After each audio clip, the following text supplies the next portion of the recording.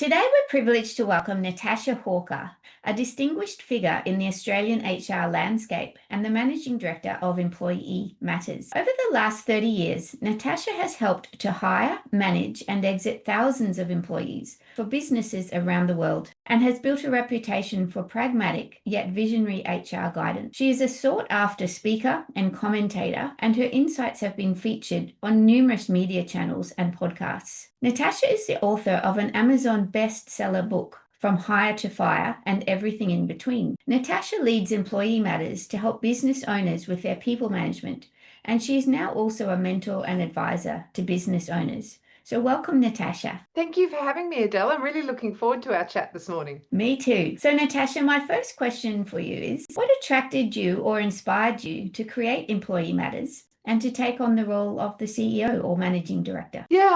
It's an interesting, when I reflect back on my career, Adelle, I had a successful career in professional services.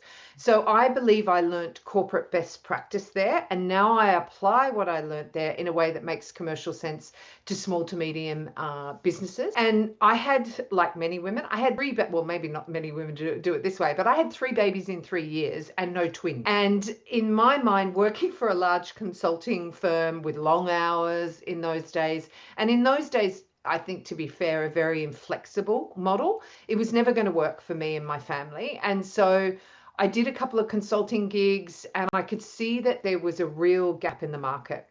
And that was where I found SMEs were really struggling with the basics of hiring, managing, and exiting employees well, let alone understanding our fairly complex ER legislation that we have here in Australia. And so I decided to start Employee Matters, and my 4th baby was born, and I did very much treat it like a baby in those days. You go through that baby stage and then the toddler and then the teenager and then hopefully an adult. But what I will say is I think when you do actually start your own business, you need a couple of things, and I've reflected on this a lot, and I think you need to be incredibly resilient. That when things go wrong, and they will, you need to dust yourself off very quickly and get back and start again. I think you need to be incredibly optimistic to know that with hard work and effort, it will turn out okay in the end. And lastly, I think you do need to be a little bit naive, because I think if many of us knew then what we know now, particularly female business owners, they may never have started. So I started Employee Matters with the sale of our brand new Kia Carnival and the naive view that all I needed to do was work hard. Tick, no problem. I always had a strong work ethic. We actually went on and sold our house to continue it. So we are absolutely boots and all in. We ended up buying back into the market some 6 years later. But I think for me, it was around flexibility was an enormous attractor to me to running my own business. And I think the more I meet other female entrepreneurs at about the same stage as we are now, they are always telling me that their careers didn't work with kids. So that's why they started their businesses. And so I think that's a really interesting thing. And I actually reflected at the time that I think a lot of corporates lost a lot of great talent at that time, because they couldn't make it work in those corporations. So they went out and started their own thing. And what made them successful in those businesses have now made them successful in their own businesses. So I think there was a talent drain. And last of all, I've always enjoyed leading a team.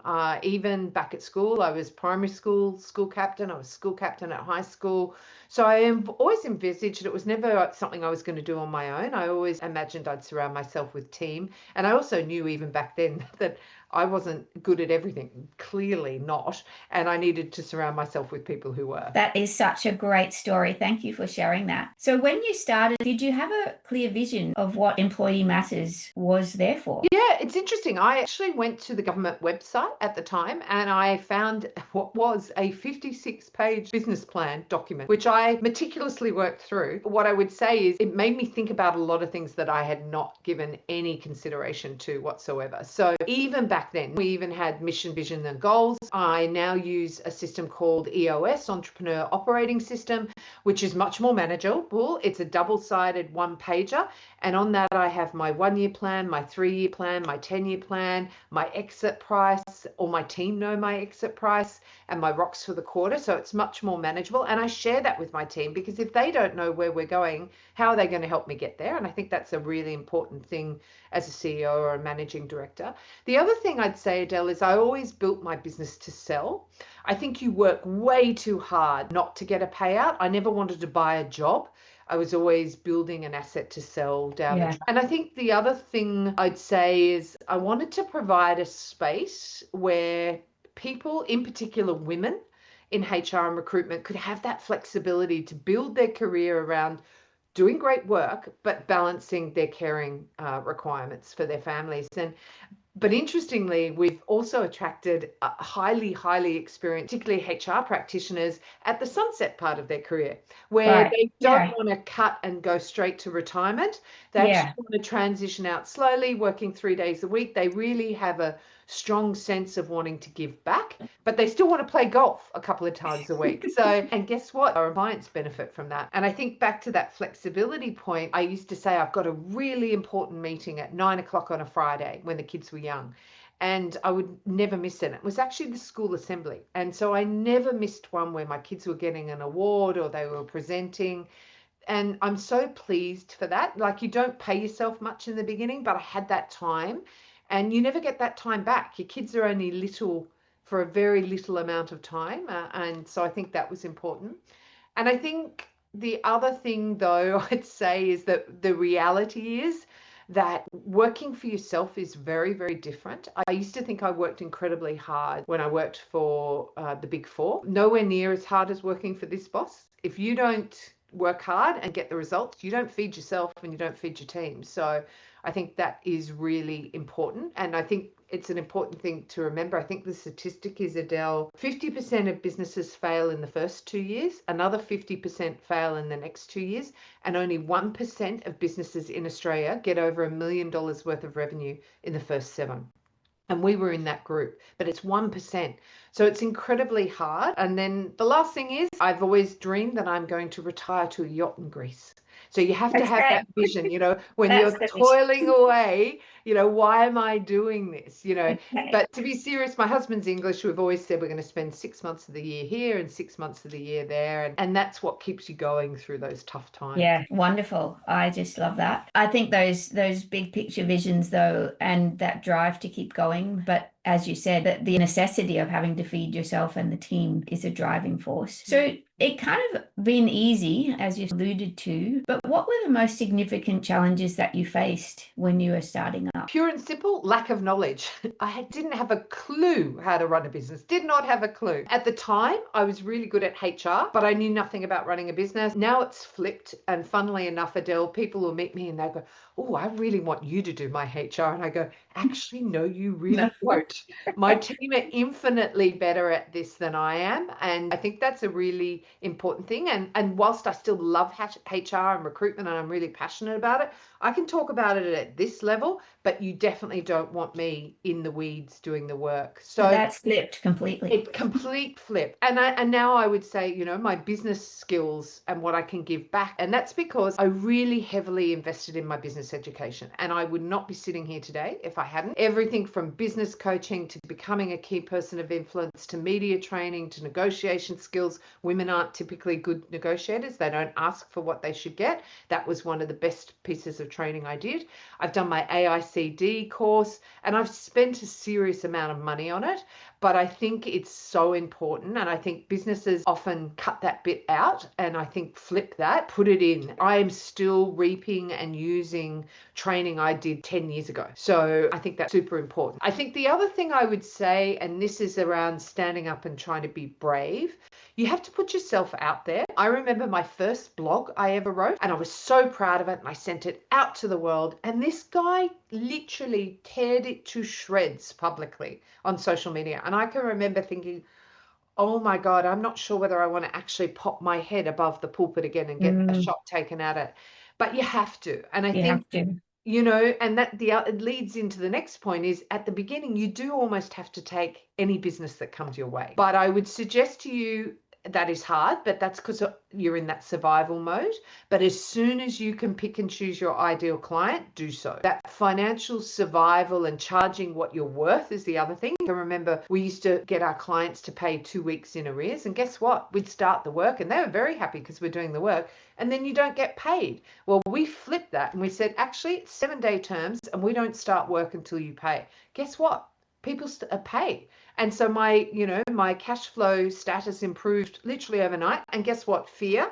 I went, oh, people aren't going to like that. They're going to not work with us. Well, I don't think I can remember one complaint. Yeah, but small businesses, it's such a challenge, right? Absolutely. And cash is king. It's the oxygen of your business. So, and then the next step is charge what you're worth. The reason that I can answer your question in 2 minutes is because I have 30 years of experience. Or you can go and read the legislation of all the recent changes and spend the next 6 months trying to work out what the legislation's telling you and then apply it in your business. Or you can come and get us to do it in about 20 hours. So the last thing, and I would say here, I think, is impatient. It's a journey and it takes longer than you expect. And with that, invest in that education. I truly, truly believe, Adelle, that I wouldn't be sitting here today if I hadn't, and I'd just be one of those other business failed statistics. And you don't want to be in that, and you don't have to be in that. So a huge congratulations, because you've had the challenges, but immediately you identified the strategies to solve them. So if we just run back through those, the specific actions you took was a lot of professional development, educating yourself, some mentoring and some coaching. And out of those, are they all essential? What would you summarize as the most successful strategies? I think number one, if you're starting a business, you've got to understand business. You've got to understand the numbers. Yes. But the other one I would say, it's really hard. I picked two. One, and we're going to talk about in a bit, is my media training. So I'll pause that because I'll talk about that and the impacts of that. The other one would be the negotiation skills. So I read a book called Never Split the Difference. Highly recommend it by Chris Voss. Have you read it? Yes. I went on and did the coaching with the Black Swans, and I had Derek Gaunt as my coach. Amazing. And literally first session in, he's like, he's the bad robber. I was the hostage negotiator and I couldn't give him weapons or money or cars. Now we role play. And he was straight into it. And I loved that, what I learned out of that, and I apply it and I plan when I'm going to have those difficult conversations. I do all the prep work. Even now, today, I think through how am I going to manage this tricky conversation. And guess what, Adelle? I get way more what I want more often. And I think it's often a weakness. I'm doing a session with Collaborate Women in a couple of weeks around sorry, not sorry, and why women apologize so much.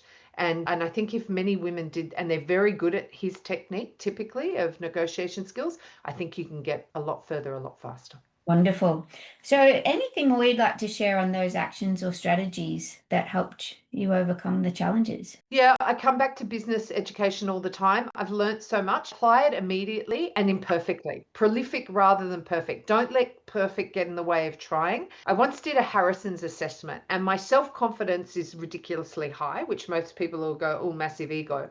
But my self-improvement is ridiculously high as well. So what that does is it balances out. I know I'm not good at stuff, but I'll go and I'll learn and I'll have a crack at it. And I won't get it right, but I'll keep trying until I do get it right. The other one I would suggest is building a media profile. My career on the media started in print, then I went to radio. Now I do work with Sunrise regularly. A BBC, that went out to 1.4 million people. Now I am not naive enough to know, Adelle, that 1.4 million people watch my little segment, but even the SEO that comes off the back of that. Yeah. And I could never afford the eyeball that get put on ABC News Breakfast. So I talk about, I got an $80,000 client from a 3-minute who was watching me, rang up, and then we landed that client, and they've just signed up for another 12 months. So that is really important. Partnerships. I build partnerships with people who have my clients before I do. This is how I started out before I did the media stuff. So I did a lot of free speaking gigs for them at the beginning, and now they're paid speaking gigs. But people see you and they remember you. I sometimes have clients come back 6 years later and go, I saw you speak at Suncorp years ago. And I'm like, oh, great. and then they reach out 6 years later and say, I'd like to work with you now. So don't undervalue that profile. Yeah. Fundamentally, though, Adele, you have to do great work and you have to be very memorable. It's all well Yeah. and good to get this profile, but if you get people come and work with you and it's an appalling experience, Yeah. that's a You got waste to of all that deliver. effort. You got to Yeah. deliver the results. Yeah. Our team, Wonderful. our team get NPS scores of 80, rolling average of 80, 83. 50 is excellent, 80 is world class. And the reason why I know that is I've been calling our clients for 7 years to get that feedback. And success leaves clues, but also where you're not delivering, it leaves clues, or where you could be delivering and your client has a need. And if you don't ask, you're not going to find that out. So, and the last one I would say here, and I don't say it enough, and it was when I was thinking about this, I thought I need to mention this more because I think it's fundamental. You have to have a supportive partner. So in my case, my business partner, and he also happens to be my husband, who supports and backs me all the way to go out and do what I do, to be the face of the business, to work the long hours. We actually switched early on. He was in the business, but he took the lion's share of the childcare because I was the face of the business. So I was out and about. You need someone who is going to back you up and sweep you up, and as he does often, brings me in a glass of wine at 6 o'clock at night when I'm still beavering away. I think that's really important. Oh, lovely. So my last question for you, Natasha, what advice would you give yourself if you were starting a new CEO role or founding a company again from scratch? Takes longer than you think. I think you need to be an incredibly optimistic person. Long hours. I think we often hear of the media overnight success. There is no, very, very rare overnight success. And I remember my father when I started the business, and this shows you it was 14 years ago, because he cut out from the Sydney Morning Herald an article from Carolyn Creswell, who started Carmen's Muesli. And he sent it to me. And I can remember her saying back then, everyone's calling me an overnight success. I started this business 20 years ago. And I think that's important to remember. So here I am in now 14 years, and it feels like only just now it's just getting ever so slightly a bit easier. But the vision has always been the same. So as probably your listeners will hear, the theme for me is education. Learn how to run a great business, but surround yourself with a great team, people who are better than you are. I had my team day last week, and I actually have now hired not one, but two of my old bosses from one of the big four. It's funny when they come to work for you, and they're very happy to do it. And she was instrumental in my career when I started it. And I said, what did you think? And she said, I cannot believe the breadth and quality of the people in your team, your employee and your recruitment experts. They're such a talent powerhouse, and our clients benefit from that every day. And these are people they could normally not afford to hire. So I have to end with, remember, your employees really do matter. They are key to your success. Yeah, terrific. Thank you so much, Natasha. We really appreciate your time and all those amazing insights today. Thank you. My pleasure. I hope it's been helpful. Absolutely.